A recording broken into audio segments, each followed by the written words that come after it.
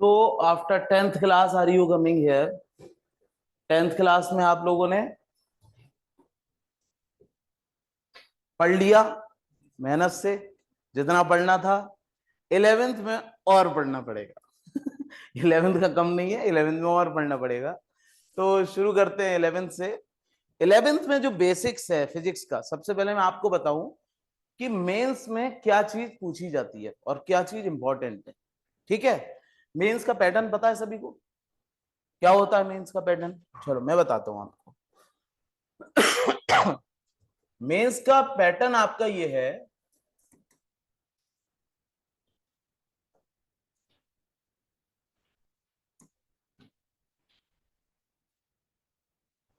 Mains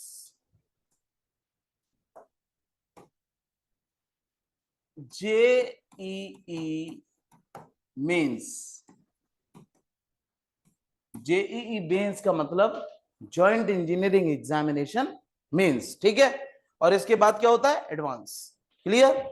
mains में जो cut off हासिल कर लेता है वो फिर कहां पहुंचता है? एडवांस में पहुंचता है। ठीक है, तो जेई मेंस का जो पैटर्न है, जो जेई मेंस में जो बेसिकली हमसे मतलब उम्मीद रखी जाती है, ठीक है, वो क्या रखी जाती है?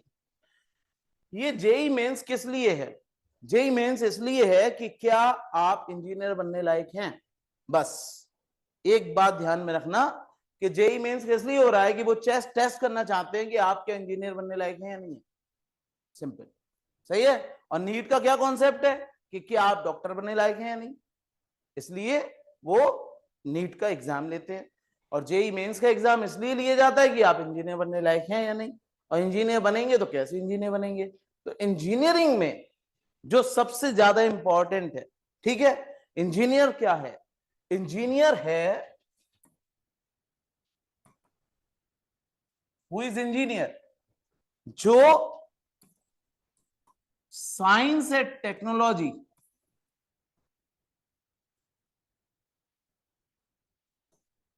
Science and technology, technology and science को यूज करके, ठीक है, इसके लॉज को यूज करके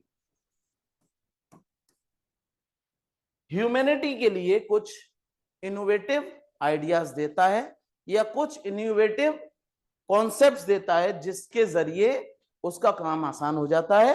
ठीक है, विद आइए with low cost, with low cost also. ठीक है, engineer is a person who uses the fundamentals of what is this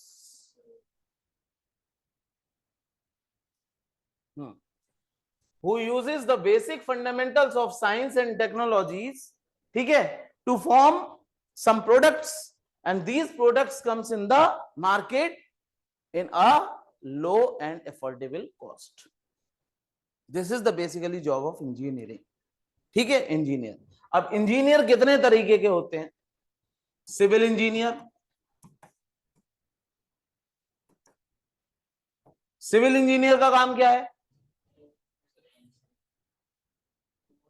building, bridges, dams, okay, जो स्ट्रक्चर पे काम करता है। जो किस पर काम करता है? स्ट्रक्चर पे। और इसके स्ट्रक्चर कैसे होते हैं? ज्यादातर इसके स्ट्रक्चर स्टैटिक होते हैं। स्टैटिक स्ट्रक्चर्स, ठीक है, स्टैटिक स्ट्रक्चर्स बेसिकली बिल्डिंग है। बिल्डिंग चलती थोड़ी है, एक जगह खड़ी रहती है, तो ये कैसा स्ट्रक्चर है? स्टैटिक। ठीक है, ब्रिज चलता नहीं है, एक जगह खड़ा रहता है, that is the static, but उस पर फोर्स लग रहे होते हैं, फोर्सेस उस पर लग रहे होते हैं। सही बात है ना? बिल्डिंग के पिलर्स पे फोर्स लग रहे होते हैं, ऊपर का लोड वो सब संभाले हुई होती है। क्लियर? और अगर हम बात करें ब्रिजेस की, तो तमाम व्हीकल्स जो है उसके ऊपर से निकलते हैं, गुजरते हैं, तो लोड कौन बियर करता है? ब्रिज। ठीक है ना? तो सबसे ज्यादा इंपॉर्टेंट क्या चीज हो गई? मैकेनिक्स। क्या चीज इंपॉर्टेंट हो गई? Mechanics. Force and laws of motion, motion in straight line, motion in plane, work power and energy, this is the mechanics. ठीक है, जो किसने दी थी? न्यूटन बाबा ने दी थी। तो मैकेनिक्स इस्तेमाल हो गई इसमें। अब आए मैकेनिकल भैया, मैकेनिकल इंजीनियर। मैकेनिकल इंजीनियर का क्या काम होता है? मैकेनिकल इंजीनियर का काम होता है कि साहब स्टैटिक के साथ साथ डायनेमिक भी, ठीक है, स्टैटिक स्ट्रक्चर के साथ साथ डायनेमिक स्ट्रक्चर भी। अब डायनेमिक स्ट्रक्चर कौन सा? बाइक मूव भी कर रही है और एक स्ट्रक्चर भी है, सही है ना? तो उसके अंदर दोनों तरह की लोडिंग है, स्टैटिक लोडिंग भी है और डायनेमिक लोडिंग भी है, चल भी रहा है। तो उसको मैकेनिक्स को और ज्यादा एडवांस हो जाता है, उसकी मैकेनिक्स और ज्यादा एडवांस हो जाती है, ठीक है। आपकी कार है, आपके जितने भी व्हीकल्स हैं, ऑटोमोबाइल्स हैं, ट्रेन हो गई, एरोप्लेन हो गया, ये किस कैटेगरी में आता है? Mechanical engineering. इसकी भी क्या डिमांड है? मैकेनिक्स। इंपॉर्टेंट क्या है? मैकेनिक्स, ठीक है, समझ में आई बात? इलेक्ट्रिकल इंजीनियर, इलेक्ट्रिकल इंजीनियर का क्या काम है? अगर हम बात करें electrical engineer,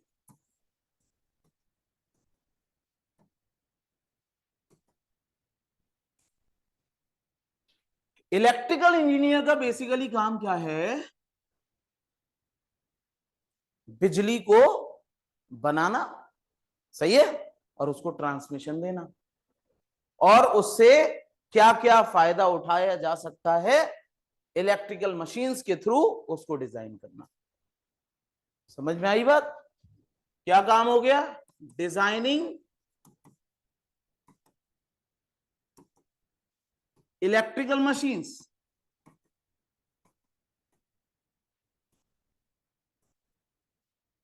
transmission of electricity, transmission of electricity and reducing losses। तो इसके लिए क्या डिमांड हो गई? इसके लिए किस चीज की डिमांड हो गई? आपने 10th क्लास में चैप्टर पढ़ा था इलेक्ट्रिसिटी, ठीक है, इलेक्ट्रिसिटी।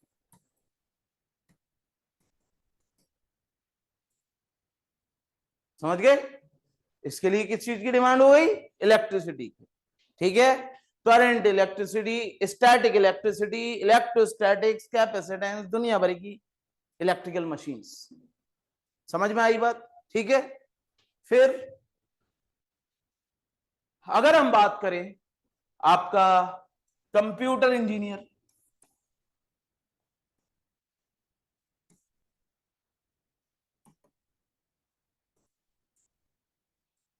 और इलेक्ट्रॉनिक इंजीनियर,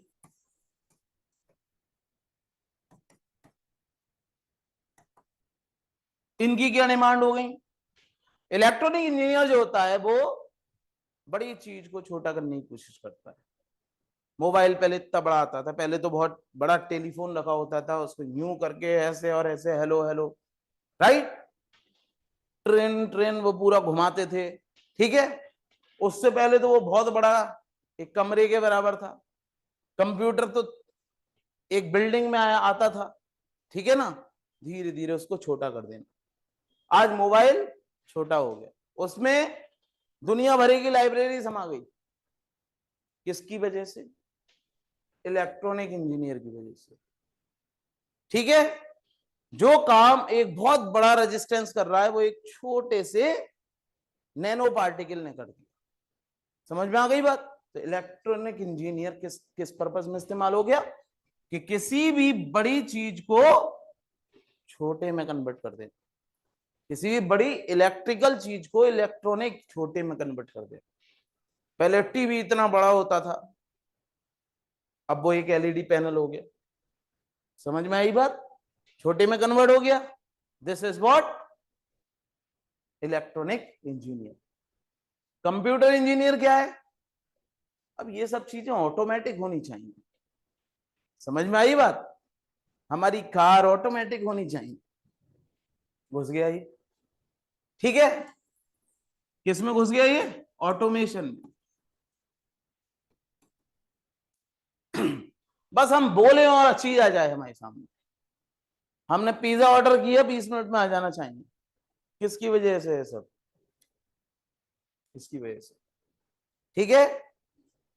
मेंस के पेपर ऑल ओवर इंडिया हो रहा है, कंप्यूटर पे हो रहा है। किसकी वजह से हो रहा है? राइट? तो ये सब किसकी वजह से हो रहा है? इलेक्ट्रॉनिक इंजीनियर की वजह से और कंप्यूटर इंजीनियर की वजह से। तो बेसिकली इंजीनियरिंग की जो डिमांड है वो क्या है? इंजीनियरिंग की डिमांड क्या है? बेसिकली इंजीनियरिंग की डिमांड है कि आपकी मैकेनिक्स क्या होनी चाहिए, ठीक है? आपकी करंट, चार्ज, इसकी मैकेनिक्स पे कैसी पकड़ है। समझ में आ गई बात? आपकी मैकेनिक्स पर कैसी पकड़ है, ठीक है? ये चीज टेस्ट करेगी कौन सी एजेंसी? JEE mains. समझ में आई बात? और आपकी मॉडर्न फिजिक्स से कितना ताल्लुक है, ठीक है? अब मैं फिजिक्स बताता हूं कि फिजिक्स कितने तरह की है और हम 11th और 12th स्टैंडर्ड में कितनी फिजिक्स पढ़ने वाले हैं और क्या क्या पढ़ने वाले हैं।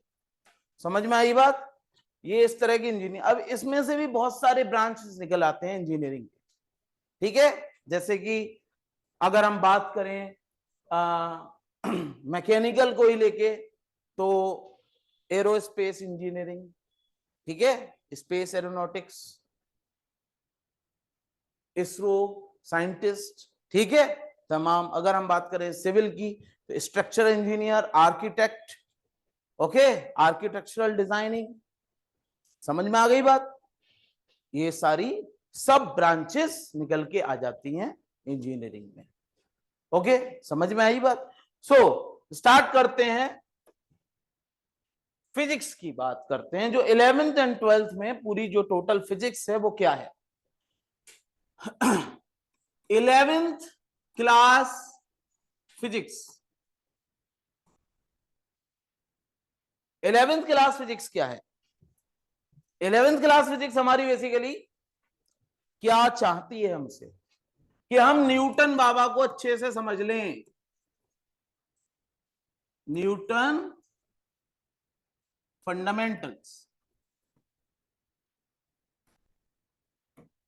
ठीक है? इसको हम बोलते हैं न्यूटोनियन फिजिक्स। Newtonian physics. और इसको एक और स्पेशल नाम से जानते हैं, क्लासिकल फिजिक्स। क्लासिकल फिजिक्स, जो कि आपने 9th स्टैंडर्ड में पढ़ी हुई है। जो कि किस शुरुआत कहां से हुई है? 9th स्टैंडर्ड से। समझ में आई बात? ये किसकी देन है? न्यूटन बाबा की फिजिक्स है, ठीक है? इसमें 11th क्लास में जो सबसे पहला चैप्टर होगा वो क्या होगा? Motion in straight line. इसकी क्या है? मैकेनिक्स है। मैकेनिक्स बच्चों दो पार्ट्स में डिवाइडेड है। मैकेनिक्स आपकी दो पार्ट्स में डिवाइडेड, ठीक है? एक तो हो गई kinematics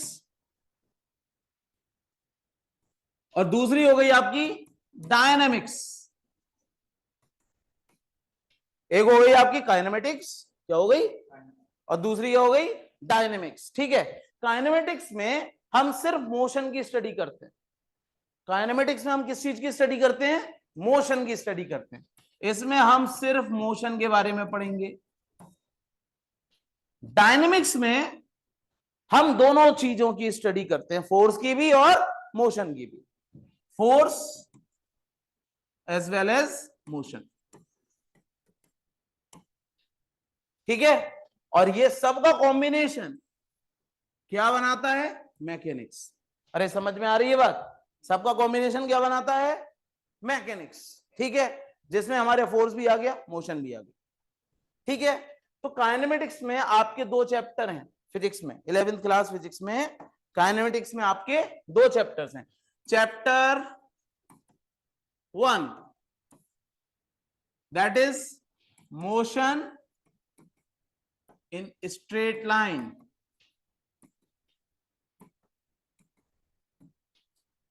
chapter 2 motion in a plane, motion in a plane, ये दूसरा चैप्टर हो गया। ठीक है, motion in a straight line, motion in a plane, ये दूसरा चैप्टर हो गया। तीसरा चैप्टर क्या हो गया?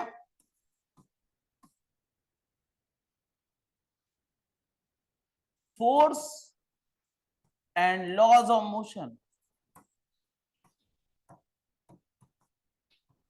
Force and laws of motion, ये तीसरा चैप्टर हो गया। बात समझ आई? चौथा चैप्टर क्या हो जाएगा? वर्क पावर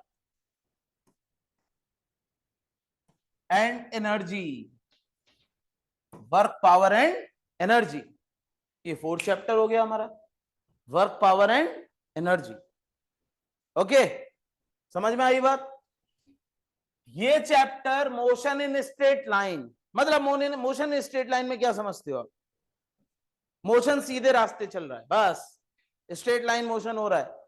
ट्रेन जा रही है एक ट्रैक पर, ठीक है, बस चल रही है एक रोड पर, कार चल रही है एक हाईवे पर, ठीक है, मैंने गोली मार दी, मोशन इन स्ट्रेट लाइन। समझ में आई बात? तो इसमें हम बेसिक फंडामेंटल मोशन की समझते हैं, जो कि बिल्कुल प्योरली 9th स्टैंडर्ड बेस था, और उसको थोड़ा सा एडवांस वर्जन है। ठीक है ना? जो 9th क्लास में हमने पढ़े थे इक्वेशन ऑफ मोशन, ग्राफ्स, ठीक है, जो 9th क्लास में हमने पढ़े थे distance, displacement, speed, velocity, acceleration, ये सब आपका इसमें मिलेगा। ठीक है, मोशन इन अ प्लेन में अब क्या हो गया? मोशन जो 9th क्लास में नहीं पढ़ा था, जो उससे भी ज्यादा एडवांस है, that is motion in a plane. जैसे कि मैंने इस मार्कर को ऐसे फेंक दिया तो ये ऐसे जाएगा, मोशन इन अ प्लेन। ठीक है, एरोप्लेन उड़ रहा है, ठीक है, motion in space, motion in plane. समझ में आई बात?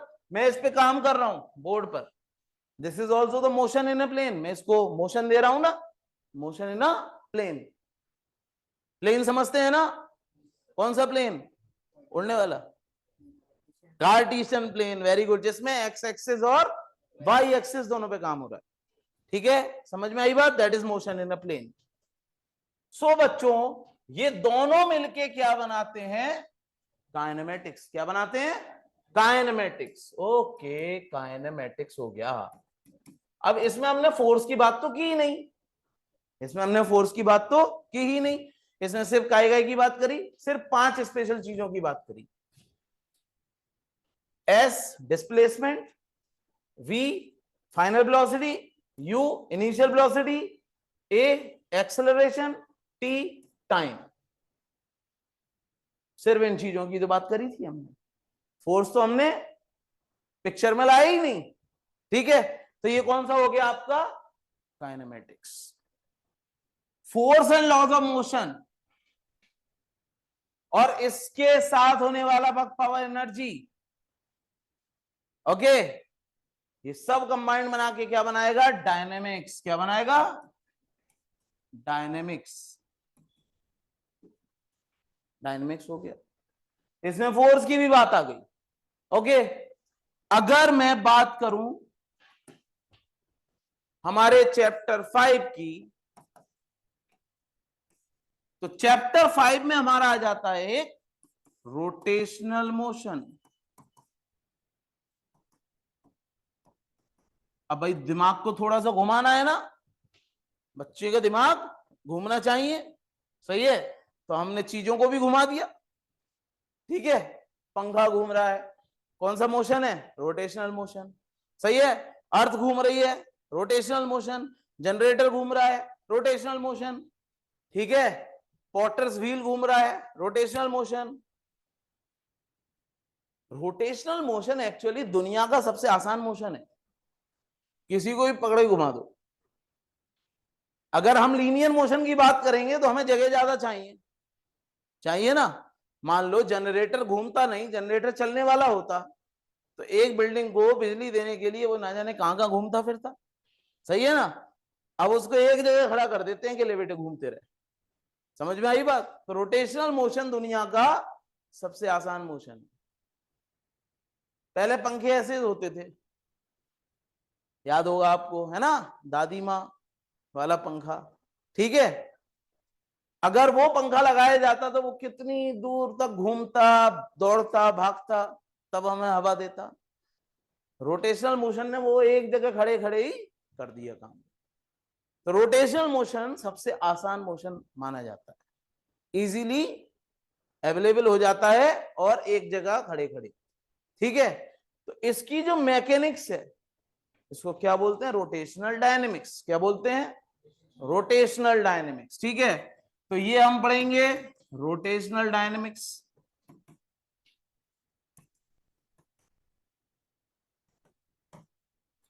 और एक हमारा और आ जाता है,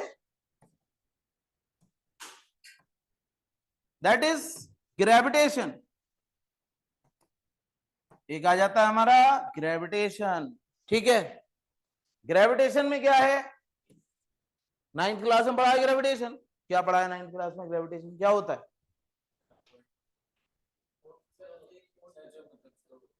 दो मासेस को प्यार कराता है, सही है ना। दो मासेस एक दूसरे से प्यार करते हैं, अट्रैक्ट करते हैं, दैट इज व्हाट, ग्रेविटेशन, सही है। तो ग्रेविटेशन फोर्स भी एक तरह की मैकेनिक्स में इन्वॉल्व है, ठीक है। और इसकी मैकेनिक्स कौन सी होगी, ग्रेविटेशनल मैकेनिक्स, ठीक है। तो ये सब कंबाइंड होके क्या बनाते हैं, न्यूटोनियन मैकेनिक्स। न्यूटोनियन मैकेनिक्स, ठीक है। समझ में आई बात। ये सब कंबाइंड होके क्या बनाते हैं, न्यूटोनियन मैकेनिक्स। और ये हमारी बेसिक फिजिक्स है। और ये आपकी 11th क्लास का पहली किताब हो गई। 11th क्लास में 2 किताबें होती हैं, तो ये आपकी पहली बुक हो गई, फर्स्ट बुक। समझ गए, एकदम क्लियर। अगर हम बात करें जेई मेंस के सिलेबस में वेटेज की, ठीक है। जेई मेंस में टोटल 30 क्वेश्चन आते हैं, 20 एमसीक्यूज और 10 न्यूमेरिकल बेस्ड, ठीक है। 20 तो आते हैं एमसीक्यूज और 10 आते हैं न्यूमेरिकल बेस्ड, ठीक है, जिसका आंसर हमें देना पड़ता है। समझ में आई बात, क्लियर। तो उसमें से हमें न्यूमेरिकल बेस में से कोई से भी 5 करने होते हैं, 10 में से 5 करने होते हैं, टोटल 25 नंबर, 25 इंटू 4 100। समझ में आई बात। 100 मार्क्स हमें टोटल होते हैं एक सब्जेक्ट के। क्या बेटा, एक क्वेश्चन 4 नंबर का है ना, समझ में आई बात, ठीक है। तो जो हमारा वेटेज था भाई, देखो हमारा वेटेज क्या था कि साहब, motion in straight line, motion in plane, force and laws of motion, work power energy, rotational motion, सही है ना। इन सब पे गौर किया गया। समझ में आई बात। इन दोनों से 2 क्वेश्चन, इससे 2 क्वेश्चन, इससे 2 क्वेश्चन, इससे 2 क्वेश्चन, समझ में आई बात, और इससे 1 क्वेश्चन लगभग आता है, सही है, लगभग आता ही आता है। समझ गए, क्लियर। क्योंकि वो क्या डिमांड कर रहे हैं, हमारी मैकेनिक्स स्ट्रांग होनी चाहिए, because without mechanics engineer is waste. Mechanics नहीं है तो इंजीनियर फेल हो गया। क्यों फेल हो गया, आपने देख ही लिया। सिविल इंजीनियर का काम पूरा स्ट्रक्चर पर बेस्ड है, मैकेनिकल का काम पूरा स्ट्रक्चर पर बेस्ड है, इलेक्ट्रिकल का काम पूरा मैकेनिक्स उसमें भी आती है। चार्ज दौड़ता है, इधर उधर भागता है, इलेक्ट्रिकल मशीन्स घूमती रहती हैं, पंखा घूम रहा है ना, मोटर घूम रही है, जनरेटर घूम रहा है, समझ में आई बात? That is total mechanics based. ठीक है, फिर आपका जो इलेक्ट्रॉनिक भैया हैं, इलेक्ट्रॉनिक वाले, सही है, उनकी बहुत छोटी नैनो लेवल पे मैकेनिक्स होती है। तो मैकेनिक्स तो बेसिक है, इसमें पढ़ना ही पढ़ना है, इसलिए ये पूरा आपका वेटेज हो गया। अगर हम बात करें दूसरी किताब की, ठीक है, सेकंड बुक की, तो सेकंड बुक में आपका आता है, this is second book of 11th class,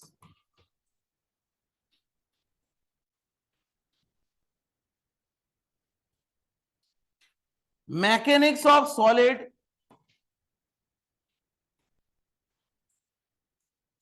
mechanics of solid.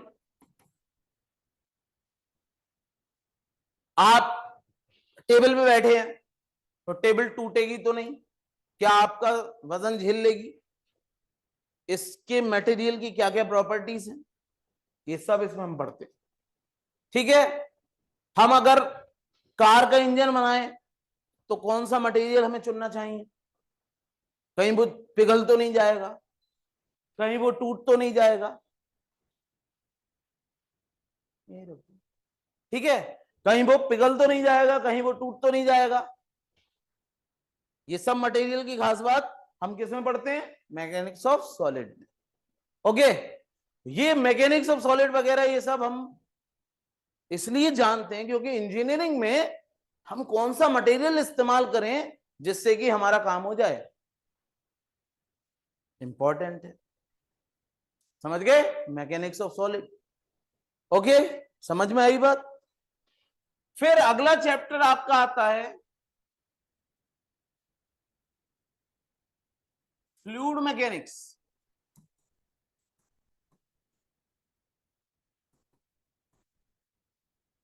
Fluid में कौन कौन होता है, लिक्विड एंड गैस। ठीक है, ये दोनों किस तरह से बिहेव करते हैं और इनके क्या क्या कॉन्सेप्ट्स हैं, ये हम किसमें पढ़ते हैं, फ्लूइड मैकेनिक्स। ठीक है, इनकी क्या क्या कॉन्सेप्ट्स हैं, पानी कितना प्रेशर लगा सकता है, टरबाइन को घुमाने में हम कितनी एनर्जी प्राप्त कर सकते हैं, डैम को हमने कितने ऊपर तक पानी को रोक लिया और उसको कैसे हम इफेक्टिवली इस्तेमाल कर सकते हैं, फ्लूइड मैकेनिक्स। सही है, hydraulic braking system, fluid mechanics.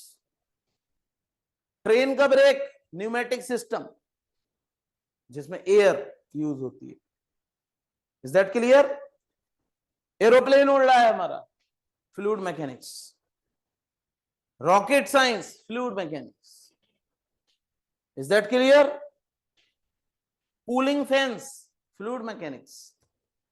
Fluid mechanics is very, very broad and very much applicable in the engineering sciences. So this is fluid mechanics, much important. Is that clear? Fluid mechanics के बाद आपका आता है thermal properties of material.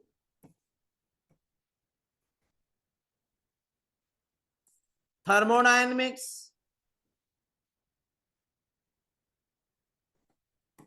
Thermal property of material, thermodynamics, ये आता है हमारा। तो thermal properties of material, thermodynamics मतलब हीट, हीट को हम यूज करके किस तरह से अपना यूजफुल वर्क कर सकते हैं, हीट को यूज करके हम किस तरह से अपना यूजफुल वर्क कर सकते हैं। दिस इज व्हाट थर्मोडायनेमिक्स और थर्मल प्रॉपर्टीज। हमारा जो ट्रेन का इंजन है कैसे चलता है, हीट से, सही है ना। हमारा जो बाइक का इंजन है क्या यूज कर रहा है, हीट एनर्जी। ठीक है, जो हमारा पेट्रोल है या जो हमारा डीजल है वो बर्न होता है, बर्न होने के बाद उसकी एनर्जी हम यूज कर रहे हैं, this is called thermodynamics. Is that clear? Thermodynamics is totally based on the use of heat, conversion of heat into the useful work, conversion of heat into the useful work. तो ये सब हमारा किस में आएगा? थर्मोडायनेमिक्स में। ये भी किसका काम है? इंजीनियर का काम है या नहीं है? एकदम क्लियर। उसके बाद फिर हमारा आता है क्या?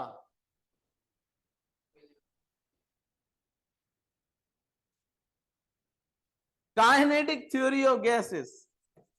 Kinetic theory of gases.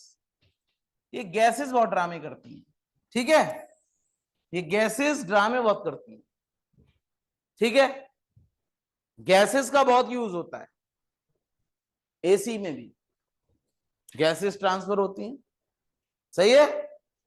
हमारा जो रेफ्रिजरेटर है उसमें भी कंप्रेसर होता है, सही है? एसी में भी कंप्रेसर लगा होता है ऊपर, ठीक है? एयर को कैसे कंप्रेस करना है, कैसे फैलाना है। बॉयलर्स होते हैं, बॉयलर्स में स्टीम जनरेट होती है, ठीक है? तो स्टीम को किस तरह से टैकल करना है, स्टीम में बहुत ज्यादा एनर्जी होती है, तो ये सब किस में काम आता है? हमारा काइनेटिक थ्योरी ऑफ गैसेस में। और ये तीनों कंबाइन करके थर्मोडायनेमिक्स बनाते हैं, ठीक है? अब एक और हमारा जो मजेदार है वो क्या है लास्ट में? Oscillation and waves. Oscillation and waves. Oscillation and waves क्या है भाई? हमें सीधी घड़ी हुई चीजें हजम नहीं हो रही, देखी नहीं जा रही, सीधे सीधे काम हमारा बनता नहीं है ना? कोई सीधे सीधे काम करना पसंद नहीं करता। क्या करना चाहिए? वाइब्रेशन करना चाहिए, ठीक है? क्या किया? पकड़ के हिला दिया, डिस्टर्ब कर दिया, डिस्टर्ब। तो डिस्टर्बेंस की वजह से क्या हुआ? ऑसिलेशन हुआ। अब ऑसिलेशन से क्या निकली? वेव्स। सही है ना? समझ में आई बात? ऑसिलेशन से क्या निकल आई?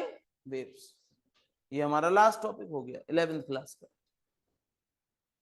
Is that clear? ये 11th क्लास का लास्ट टॉपिक हो गया। वेटेज की अगर हम बात करें, इससे 1 नंबर, इससे 1 नंबर, इससे 2 नंबर, इससे 1 नंबर का इस बार आया, ठीक है? मेंस में। ओके, ये बहुत होते हैं 1 1 2 2 नंबर। परसेंटाइल बहुत इंपॉर्टेंट रोल प्ले करती है 1 1 2 नंबर से, समझ गए? तो 11th क्लास से हम ऐसे मान लें टोटल 45% हमारा कवर अप होता है, ठीक है? 45% हमारा लगभग कवर अप होता है पूरे मेंस के सिलेबस में। Is that clear? साथ ही साथ हम बोर्ड का भी लेके चलेंगे, ठीक है? आपके जो क्लास में क्या चल रहा है, जो आपका स्कूल का जो सिनेरियो, जो स्कूल का जो पैटर्न है, साथ ही साथ हम उसमें भी लेके चलेंगे आपको। तो हम डुअल गेम खेलेंगे, ठीक है? एक तो हम नीट और जेई, आपके लिए सिर्फ जेई एक पैटर्न वो चलेंगे, और दूसरा हम बोर्ड, हमारा एकेडमिक पैटर्न जो है हम उसको भी लेके चलेंगे। दोनों ही चीजें हम करके तब फाइनली हम रिजल्ट अच्छा बना सकते हैं। Is that clear? समझ में आई बात? कोई प्रॉब्लम? नो प्रॉब्लम, ठीक है? ये तो हो गया पूरा हमारा 11th क्लास का। 11th क्लास में एक बार रिव्यू कर देते हैं हमने क्या क्या पढ़ा। पहले मोशन इन स्ट्रेट लाइन पढ़ा, फिर मोशन इन प्लेन पढ़ा, फिर force and laws of motion पढ़ा, फिर आपका वर्क पावर एनर्जी पढ़ा, फिर रोटेशनल मोशन पढ़ा, रोटेशनल मोशन के बाद फिर हमने ग्रेविटेशन पढ़ा, ग्रेविटेशन के बाद फिर हमने मैकेनिक्स ऑफ सॉलिड पढ़ा, फिर फ्लूइड मैकेनिक्स पढ़ा, फिर थर्मल प्रॉपर्टीज जिसको थर्मोडायनेमिक्स कहा गया पूरा, जिसमें 3 चैप्टर आ गए, और लास्ट में आपका ऑसिलेशन एंड वेव्स आ गया, ठीक है? ये किसने सबने दी? न्यूटन बाबा। अब इसमें बहुत सारे लोग आ गए थे फिर, लेकिन आगे वाली पूरी प्योर न्यूटन का था मामला, सही है? समझ में आ गई बात? ये पूरी कौन सी मैकेनिक्स हो जाती है? Engineering mechanics. ये सब कौन सी मैकेनिक्स हो जाती है? इंजीनियरिंग मैकेनिक्स, ठीक है? समझ में आ गई बात? अगर हम बात करें 12th स्टैंडर्ड की, जिसको मैं थोड़ा सा ओवरव्यू दे दूं, 12th स्टैंडर्ड में हम क्या पढ़ने वाले हैं और क्या क्या इन सब चीजों का यूज है, तो बहुत आप लोगों को सहारा हो जाएगा, एक इंटरेस्ट क्रिएट हो जाएगा कि हम पढ़ पाए। सही है ना? तो फ्लूइड मैकेनिक्स में हम क्या बात करेंगे, वो सॉरी 12th स्टैंडर्ड में हम फिजिक्स में क्या बात करेंगे। अगर हम आ जाएंगे 12th स्टैंडर्ड में, 12th स्टैंडर्ड, तो 12th स्टैंडर्ड में पूरा जो गेम है वो किसका है? चार्ज का। 12th स्टैंडर्ड में सारा गेम किसका है? चार्ज का। सही है? चार्ज अगर आपका रुका हुआ है, शांति से बैठा है, सिर्फ फोर्स लगा रहा है इधर उधर, क्या आ गया? इलेक्ट्रोस्टैटिक्स।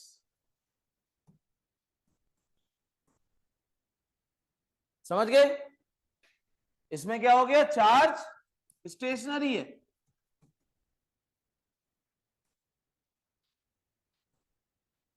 ऊधम नहीं काट रहा, एक जगह खड़ा हुआ है बस। इलेक्ट्रोस्टैटिक्स। चार्ज ने रुके रह के क्या क्या काम किया?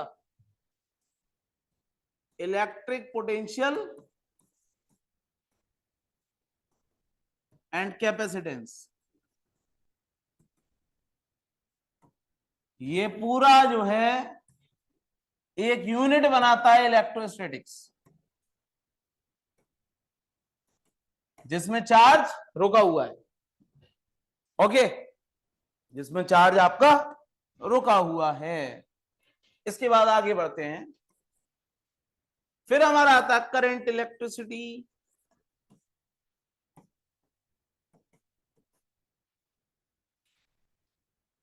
चार्ज ने दौड़ना शुरू कर दिया। सही है? चार्ज ने दौड़ना शुरू कर दिया, आ गया ये current electricity. Moving charge, moving charge, this is what? Current electricity. जब चार्ज ने दौड़ना शुरू कर दिया, चार्ज अब मोशन में आ गया। ठीक है? पूरी 11th क्लास की मैकेनिक्स इस्तेमाल होगी इन सब चैप्टर में, इन सभी चैप्टर्स में पूरी 11th क्लास की मैकेनिक्स इस्तेमाल होगी, ध्यान रखना। Force, velocity, acceleration, displacement, work power, energy, rotational motion, everything, सब कुछ इस्तेमाल होगा इसमें। तो बहुत ध्यान से पढ़ना है। 11th class is the basic. जिन बच्चों की 11th क्लास वीक रह जाती है, समझ जाओ मेंस में 70% चांसेस आपके कम हो गए कि आप क्वालिफाई कर पाए। फैक्ट है ये, क्योंकि 11th क्लास समझ में नहीं आई, कॉन्सेप्ट ढीले रह गए, 12th क्लास में से पास होने के लिए पढ़े, पास हो गए, मेंस के सपने भूल गए, किसी प्राइवेट कॉलेज में एडमिशन ले लिया। हकीकत बात बता रहा हूं। तो 11th क्लास को जितना स्ट्रांग बना लोगे, उतना ही 12th क्लास में समझ अपनी पैदा कर लोगे, और उतना ही आपकी रिदम परफॉर्म हो जाएगी, परफेक्ट हो जाएगी, और आप निर्णय ले पाएंगे मेंस में सही तरीके से। ठीक है? ये आप ध्यान रखिएगा, बिल्कुल बहुत अच्छे से ध्यान रखिएगा। करंट इलेक्ट्रिसिटी के बाद फिर आपका आ जाता है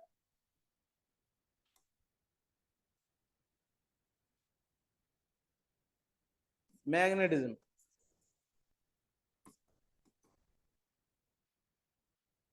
ठीक है? मैटर एंड मैग्नेटिज्म,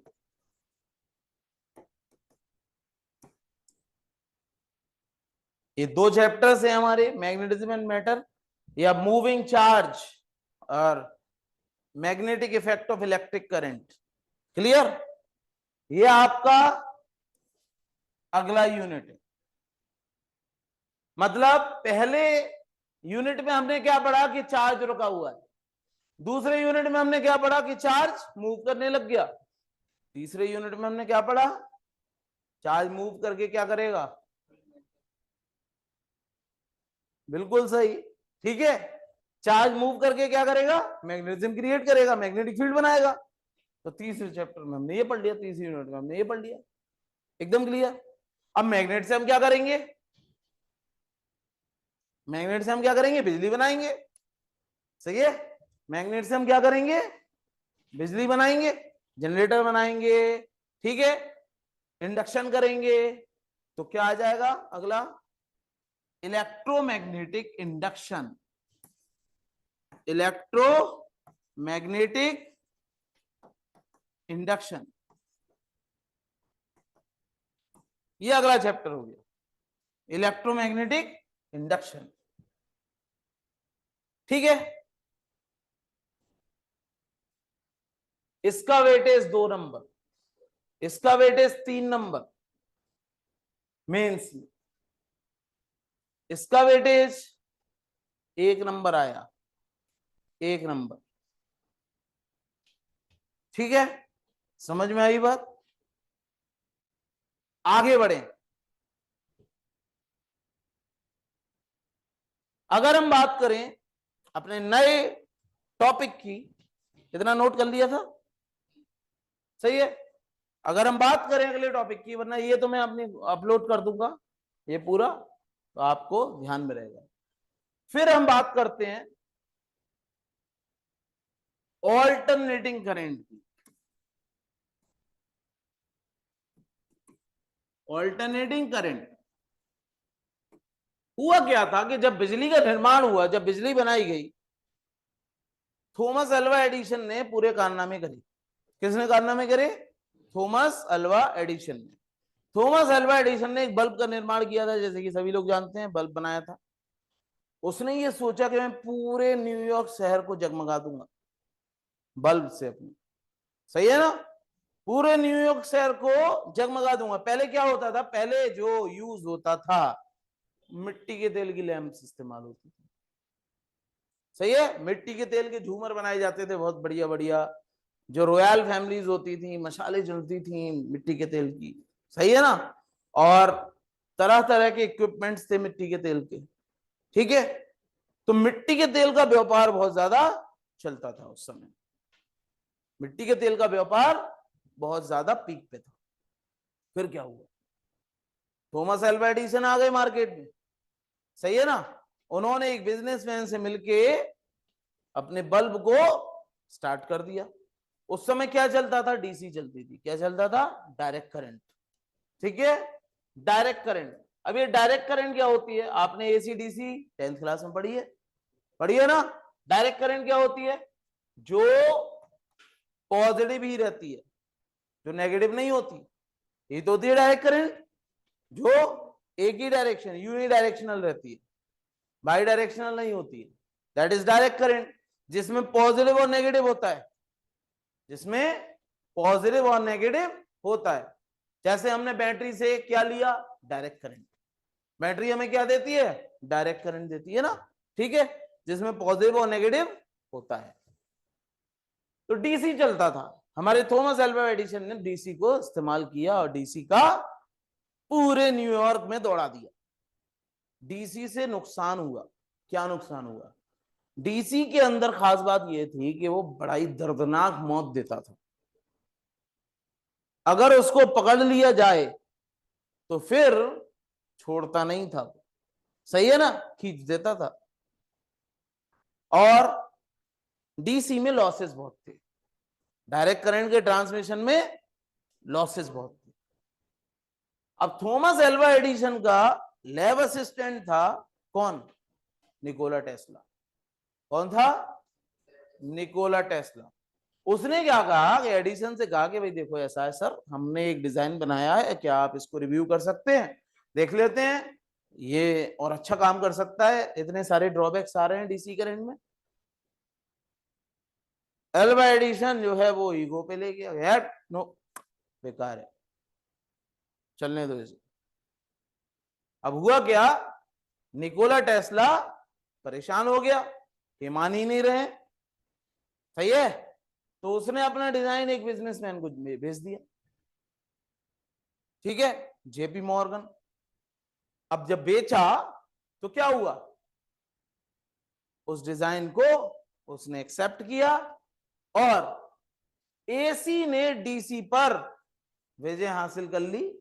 डीसी सिर्फ 12 वोल्ट तक सिकुड़ के रह गया। सही है ना, क्योंकि एसी में खास बात क्या थी, एक तो ह्यूमन के लिए सही था, झटका देता है, सही है ना, एक तो ह्यूमन के लिए सही था, इसमें लॉसेस कम थे, इसका ट्रांसमिशन आसान था, इससे इलेक्ट्रिकल मशीन्स अच्छे तरह से वर्क कर रही थी। इज दैट क्लियर, समझ में आई बात। तो ऑल्टरनेटिंग करंट के बारे में हम पढ़ेंगे अगले चैप्टर में, ठीक है। ऑल्टरनेटिंग करंट से क्या प्रोड्यूस होता है, इलेक्ट्रोमैग्नेटिक वेव्स। क्या प्रोड्यूस होता है, इलेक्ट्रोमैग्नेटिक वेव्स। इलेक्ट्रोमैग्नेटिक वेव्स जिस तरह से मैकेनिकल वाइब्रेशन से वेव प्रोड्यूस होती है, कौन सी, साउंड वेव, उसी तरह से इलेक्ट्रिकल वाइब्रेशन से कौन सी वेव प्रोड्यूस होती है। दोनों की मैकेनिक सेम है, दोनों की गणित एकदम सेम है, ठीक है। तो 11वीं में अगर सही से पढ़ लिया तो 12वीं में आसानी हो जाएगी, सही है। इलेक्ट्रोमैग्नेटिक वेव्स, यहां तक ये आपकी पहली किताब खत्म हो जाती है, सही है। इलेक्ट्रोमैग्नेटिक वेव्स को अगर हम लाए नेटवर्क में, तो इलेक्ट्रोमैग्नेटिक वेव्स से क्या बनी, रोशनी, लाइट। इलेक्ट्रोमैग्नेटिक वेव से क्या बना, लाइट, सही है ना। तो फिर अगला जो हमारा है वो क्या है, ऑप्टिक्स। क्या हो गया, ऑप्टिक्स। ऑप्टिक्स दो कैटेगरी की हो गई, ray optics, wave optics. Ray optics जो आपने 10th क्लास में पढ़ी थी, और वेव ऑप्टिक्स जो अब हम पढ़ेंगे नई नई चीजें। ऑप्टिक्स बुक 2 में, सही है ना, ये सब बुक 2 में है, समझ गए, क्लियर। ऑप्टिक्स, ऑप्टिक्स में आपके दो चीजें हैं, दो फंडामेंटल्स हैं, रे ऑप्टिक्स और वेव ऑप्टिक्स। फिर अब किसी बेवकूफ ने बोल दिया क्या, कि लाइट वेव नहीं होती, पार्टिकल भी होती है। लाइट वेव के साथ साथ पार्टिकल भी होती है। तो अब फिर कहानी फिर बदल गई। तो अब क्या पढ़ेंगे फिर हम, डुअल नेचर ऑफ लाइट। क्या पढ़ेंगे, dual nature of light. De Broglie चाचा आ गए थे, उन्होंने बोल दी कि भाई साहब ऐसा है, लाइट वेव ही नहीं होती है, पार्टिकल भी होती है, सही है ना। और फिर उनकी मैकेनिक्स आ गई, और फिर क्या हो गया हमारा, डुअल नेचर आ गया, ठीक है, डुअल नेचर ऑफ लाइट। उसके बाद फिर हमारी शुरू हो गई कौन सी, मॉडर्न फिजिक्स। क्या शुरू हो गई, मॉडर्न फिजिक्स, जिसमें हम पढ़ेंगे एटम, न्यूक्लियाई, और लास्ट में सेमीकंडक्टर्स, ठीक है। नहीं, अलग अलग चैप्टर हैं, सही है। एटम, न्यूक्लियाई, सेमीकंडक्टर, और इन सब का एक एक नंबर का वेटेज है,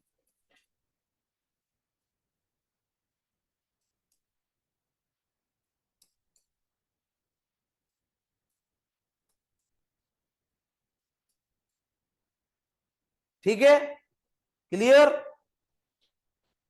तो ये पूरा हमारा 11th-12th का हिसाब किताब है। 11th क्लास में वो चीजें हैं जो 9th क्लास में हमने पढ़ी थी, उसको आगे किया है। ट्वेल्थ क्लास में वो चीजें हैं जो 10th क्लास में हमने पढ़ी थी, उसको आगे किया है, सही है। 11th में वो चीजें हैं जो 9th में थी, और 12th में वो चीजें हैं जो 10th में थी, उन्हीं को आगे किया है। Is that clear? अगर हम कोई भी चीज 11th की मिस करेंगे तो 12th में फिर वो हमें दर्द पहुंचाएगी, दुख पहुंचाएगी। तो इसलिए हमें बहुत ध्यान से 11th क्लास को स्टार्ट करना और पढ़ना है, ठीक है। सर तो यहां तक तो हो गया हमारा ये पूरा रिव्यू। Is that clear? अब हम बात करें अपने टॉपिक की, जो आज हम सोच के आए थे कि अब बच्चों को टॉपिक जो पढ़ाएंगे और जो आज का टॉपिक होगा वो क्या होगा, ठीक है। तो टॉपिक की अगर हम बात करें तो आज जो हम पढ़ेंगे वो इन सब से, जैसे कि हमने 11th क्लास का ये पहला चैप्टर बताया था आपको, इससे भी एक और पहले है यूनिट्स एंड मेजरमेंट, सही है ना। यूनिट्स एंड मेजरमेंट इसलिए हमने नहीं बताया क्योंकि वो ओवरऑल फिजिक्स को बिलोंग करता है, समझ गए। वो ओवरऑल फिजिक्स को बिलोंग करता है, यूनिट्स एंड मेजरमेंट। उसमें तमाम पूरी फिजिक्स की यूनिट्स और पूरी फिजिक्स के मेजरमेंट्स बताए गए हैं, सही है ना। उस चैप्टर को बहुत अच्छे से हमें करना है क्योंकि वो चैप्टर हर चैप्टर में फिर आ जाता है, हर चैप्टर में इस्तेमाल होगा, और उस चैप्टर के फंडामेंटल्स हर चैप्टर में यूज होंगे, समझ गए। तो यूनिट्स एंड मेजरमेंट को हम बहुत अच्छे से करेंगे। देखें, अगला जो हमारा टॉपिक है दैट इज चैप्टर 1। अब यहां से आप काम करना शुरू कर दें, यूनिट्स एंड मेजरमेंट।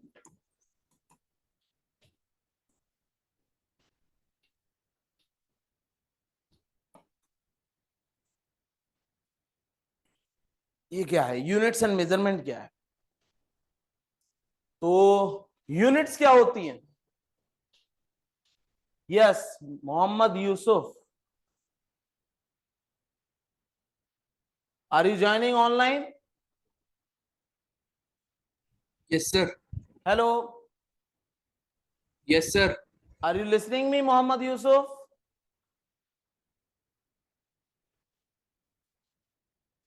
यूसुफ, क्या मेरी आवाज आ रही है? Yes sir. Okay, okay. From which school you are?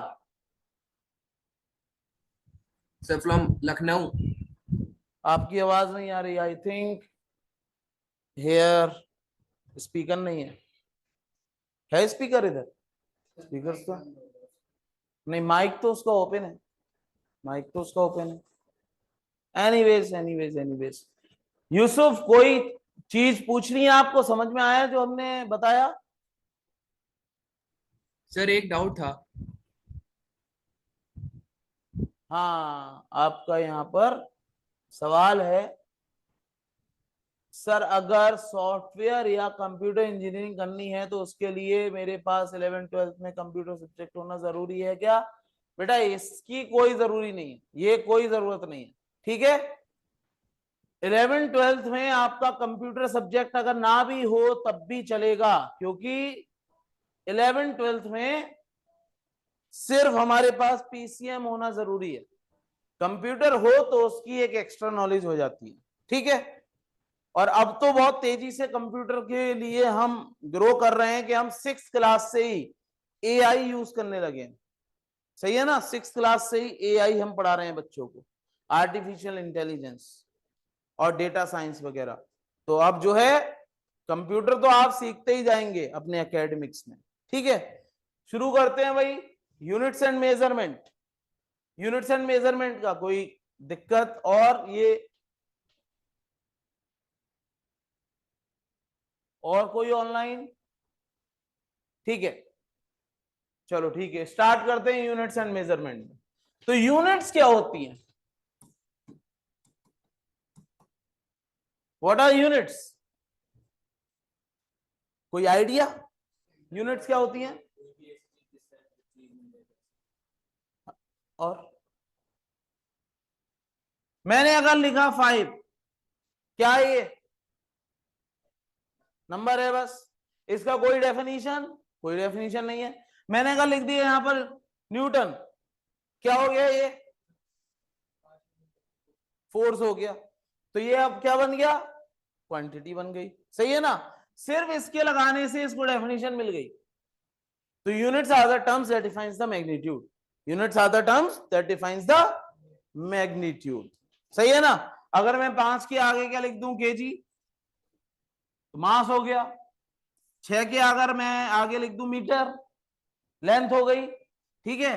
10 के आगे मैं लिख दूं अगर सेकंड, टाइम हो गया। तो units are the terms that defines the magnitude, बिल्कुल सही है ना। यूनिट्स वो टर्म्स होती हैं जो मैग्नीट्यूड को डिफाइन करती हैं। ओके, यूनिट्स हमारी दो तरह की होती हैं, ठीक है। देयर आर, तो पहले यूनिट्स के बारे में सबने लिख लिया, units, these are the terms, these are the terms that defines the magnitude. Okay, अब यूनिट्स हमारी दो तरीके की होती है। एक तो होती है हमारी प्राइमरी यूनिट्स, और दूसरी हमारी होती हैं सेकेंडरी यूनिट्स, जिसको हम क्या बोलते हैं डेराइव्ड यूनिट्स।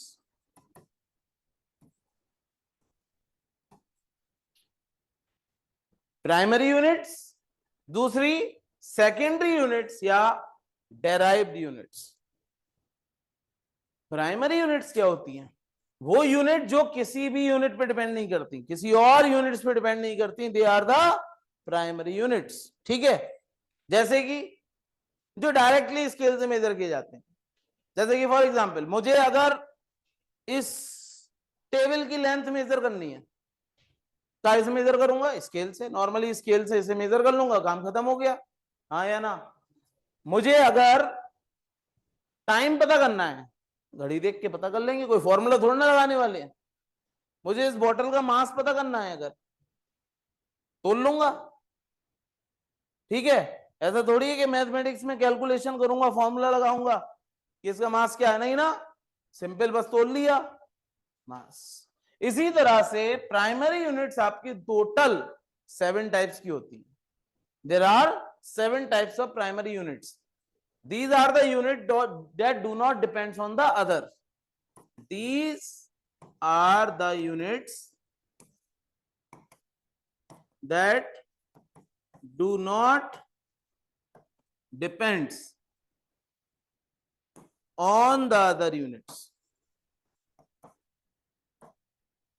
जो और यूनिट्स पे डिपेंड नहीं करती हैं, ये वो यूनिट्स हैं जो दूसरी यूनिट्स पे डिपेंड नहीं करती हैं, अपनी इंडिविजुअल रहती हैं, ठीक है, अपने आप में रहती हैं। अब ये कितने तरीके की होती हैं देखें। There are total 7 types of primary units.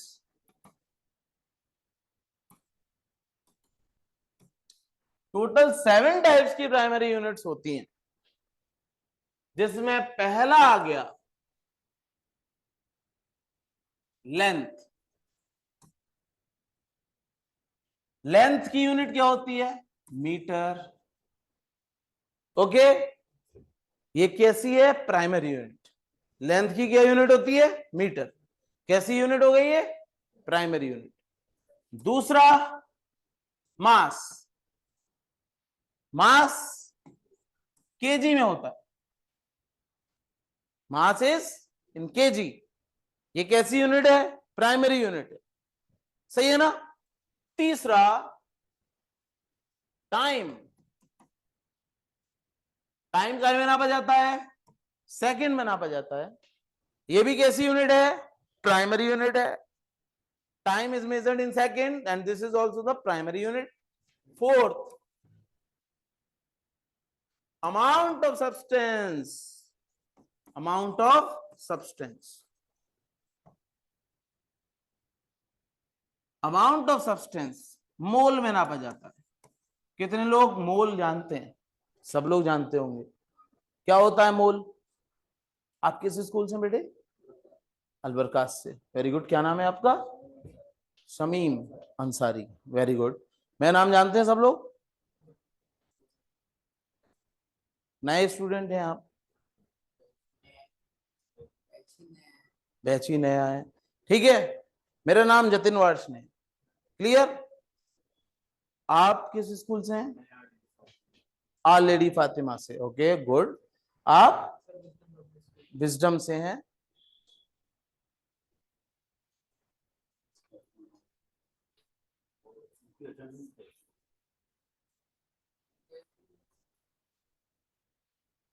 आप किस स्कूल से हैं? ब्लॉसम्स से। Okay okay okay. And Yusuf, आप किस स्कूल से हैं बेटा?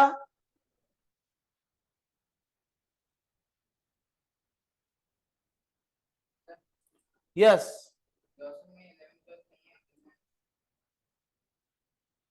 Saint Antony. Okay okay. Saint Anthony. From where you are?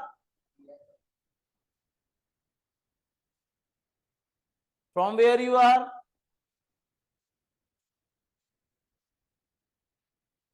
Fine, ठीक है, ये बात समझ में आ गई। ओके, बाराबंकी से हैं। वेरी गुड, ठीक है। तो यहां तक बात समझ में आ गई, कोई प्रॉब्लम? ठीक है। अगर हम अमाउंट ऑफ सब्सटेंस को देखें तो अमाउंट ऑफ सब्सटेंस आपका मोल हो गया। अगर हम टाइम को देखें, टाइम सेकंड हो गया। मास को देखें, मास केजी हो गया। ये सब कैसी यूनिट्स हैं? Primary units. कैसी यूनिट्स हैं ये? Primary units. अगर मैं अदर प्राइमरी यूनिट्स को देखूं तो अमाउंट ऑफ सब्सटेंस के बाद हमारा आता है इलेक्ट्रिक करंट।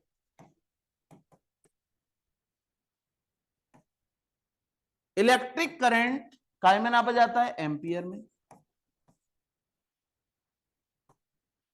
ठीक है, इलेक्ट्रिक करंट किस में नापा जाता है? एम्पियर में।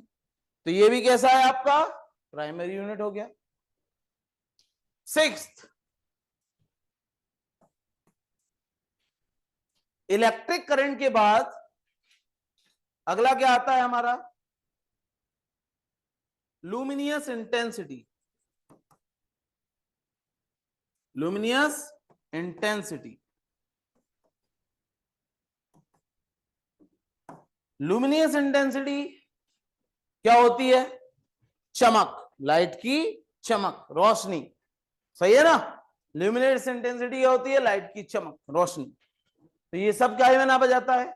ये नापा जाता है कैंडला में। This is measured in candela. Okay. और नेक्स्ट सेवेंथ जो होता है, सेवेंथ कौन सा है?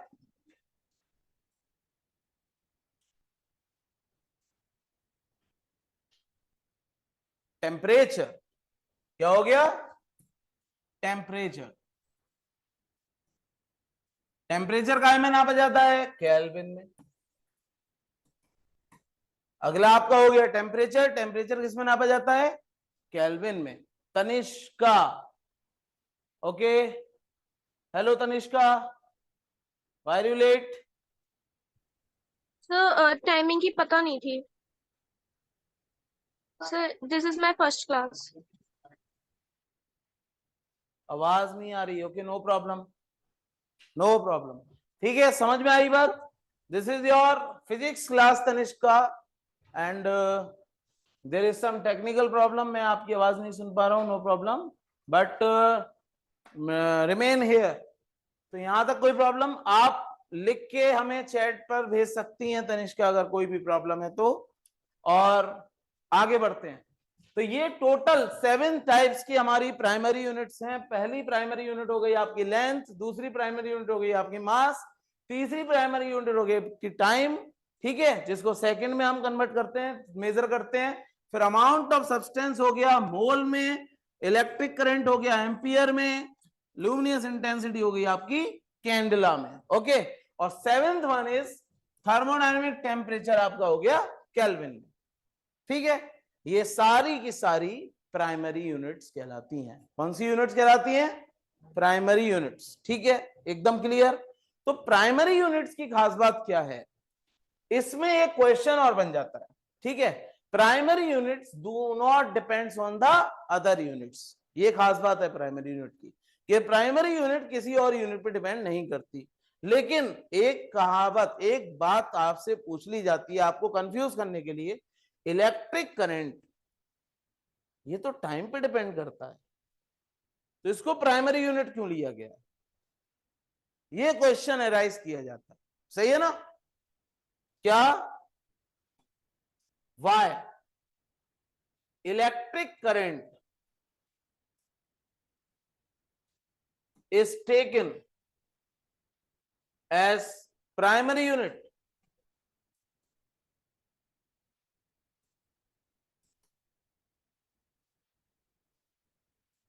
चार्ज को क्यों नहीं?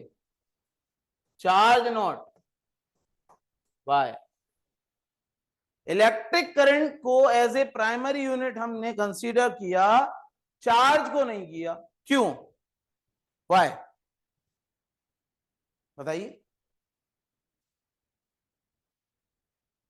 इसका आंसर ये है, charge is basically present everywhere. ठीक है, charge is basically present everywhere. आपके अंदर भी चार्ज मौजूद है, मेरे अंदर भी चार्ज मौजूद है, बोर्ड के अंदर भी चार्ज मौजूद है, डेस्क के अंदर भी चार्ज मौजूद है। ठीक है, हर चीज के अंदर चार्ज मौजूद है, लेकिन वो चार्ज इक्वल है। जितना पॉजिटिव चार्ज है उतना ही नेगेटिव चार्ज है, क्योंकि ये पूरा यूनिवर्स कैसे बना हुआ है? एटम से बना हुआ है। Is that clear? तो ये सब कुछ न्यूट्रल नेचर में है, तो चार्ज हर जगह मौजूद है, तो उसको मेजर कर पाना मुश्किल हो जाता है। समझ में आ गई बात? हम कोई ऐसी डिवाइस बनाएं कि चार्ज को मेजर कर पाए, ये मुश्किल हो जाता है। इसलिए इलेक्ट्रिक करंट मतलब फ्लो ऑफ चार्ज को मेजर कर पाना आसान होता है, और फ्लो ऑफ चार्ज इंस्ट्रूमेंट की वजह से मेजर किया जा सकता है। इसलिए हम इलेक्ट्रिक करंट को as a fundamental unit treat करते हैं। सही है ना? क्लियर हो गई बात? एकदम clear. So note it down, electric current is treated as a fundamental unit. Electric current is treated as the fundamental unit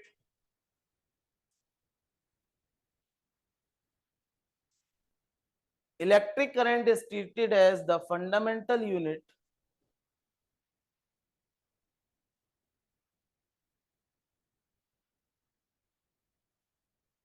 because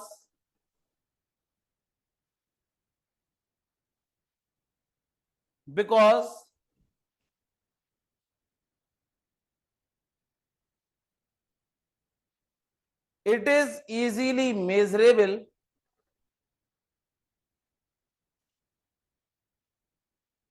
because it is easily measurable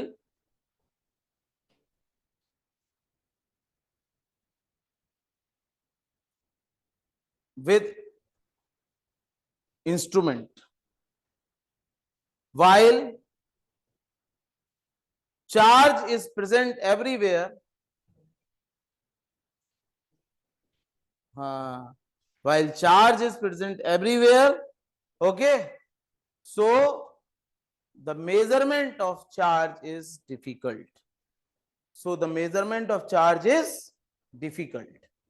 ठीक है, तो चार्ज का मेजरमेंट आपका डिफिकल्ट है। बात समझ में आई? ठीक है, यहां तक ये सब कुछ हमारा हो गया कंप्लीट। समझ में आई बात? ठीक है, अब थोड़ी सी मैंने छोटी सी एसएपी आपको दी है, हल्की फुल्की, ठीक है, जिस पर हम थोड़ी सी एक नजर डाल लेते हैं। एसएपी में रेगुलर हम एसएपी आपको देंगे, ठीक है यूसुफ, सभी लोग रेगुलर हम एसएपी आपको देंगे जिसमें कुछ क्वेश्चंस होंगे। ठीक है, 12 क्वेश्चंस लगभग होंगे, तो वो एसएपी हम डिस्कस करने चाहते हैं आपसे, तो शुरू कर लेते हैं एसएपी। आज की जो एसएपी है वो क्या है, देखिए, नहीं घर पे करनी है, लेकिन थोड़ी सी मैं आपको बस हिंट दे दूं। ये देखिए, कहां गया,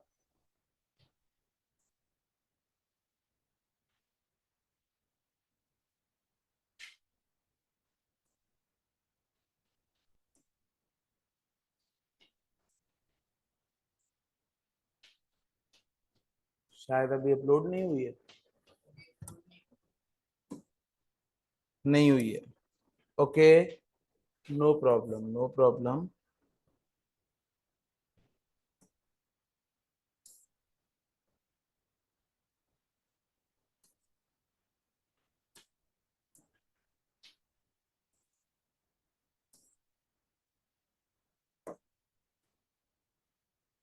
इसमें अटैच हुई।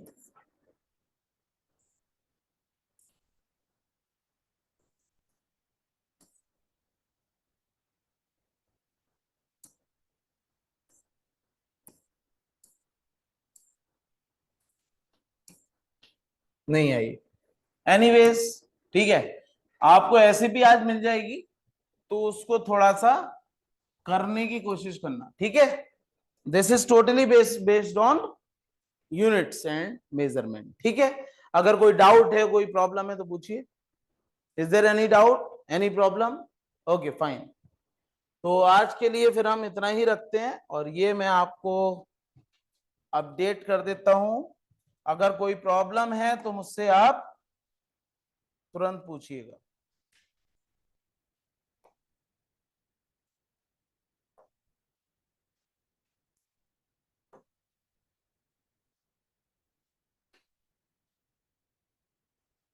तो यहां पर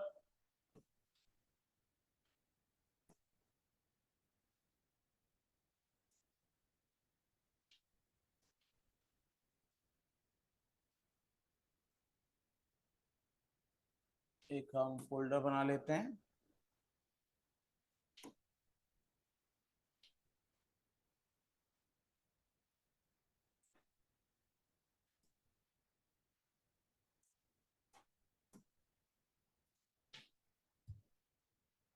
प्राइमरी यूनिट्स, ओके। तो आज का सेशन यही रखते हैं। Thank you. यूसुफ क्या कह रहे हैं? I have one doubt.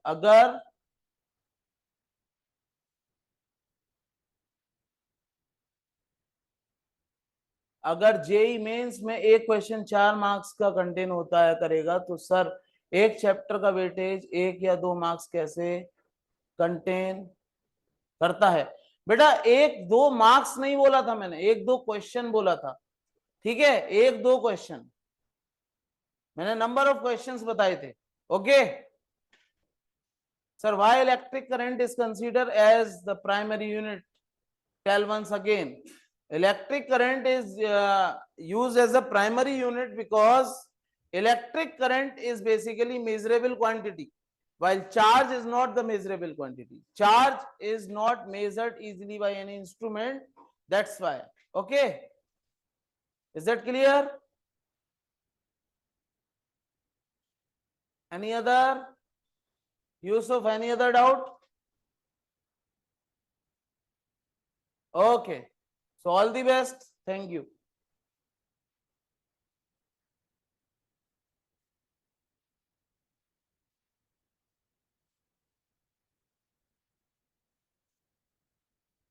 सब सही आ रही है? Yes we are live on YouTube. Yes we are live on YouTube. शुरुआत करते हैं। हेलो बच्चों, हेलो, अस्सलाम वालेकुम, very warm good afternoon to all of you. जैसे कि कल सेशन हम लोगों ने कर रखा था, और आप लोगों के लिए खास ना Junoon batch, specially for NEET JEE humanities and commerce, Junoon batch लेकर के आए थे, और जिसका कल एक कंप्लीट फीचर्स लॉन्च किया गया था। आज हम उसके लिए बताते चले कि हम लोग ने सेशन को लाइव करने के लिए कहा था, तो प्लानिंग ये है कि ज्यादा अच्छा रहेगा कि हम उसको प्रीमियर कर दें और शाम के टाइम में करें, ताकि आप वीडियोस को देख सके। जितने भी 5 दिन का ये डेमो बैच हम लोगों ने कंप्लीटली फ्री रखा है, 5 days demo batch with this experience faculties.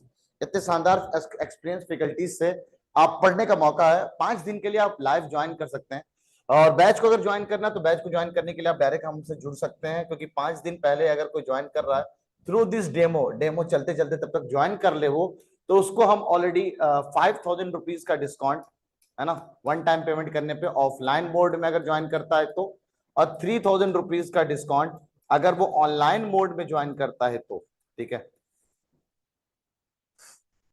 Humanities का बैच हो, कॉमर्स का बैच हो, नीट हो या जेई हो, फीस वैसे बहुत कम रखा है हम लोगों ने।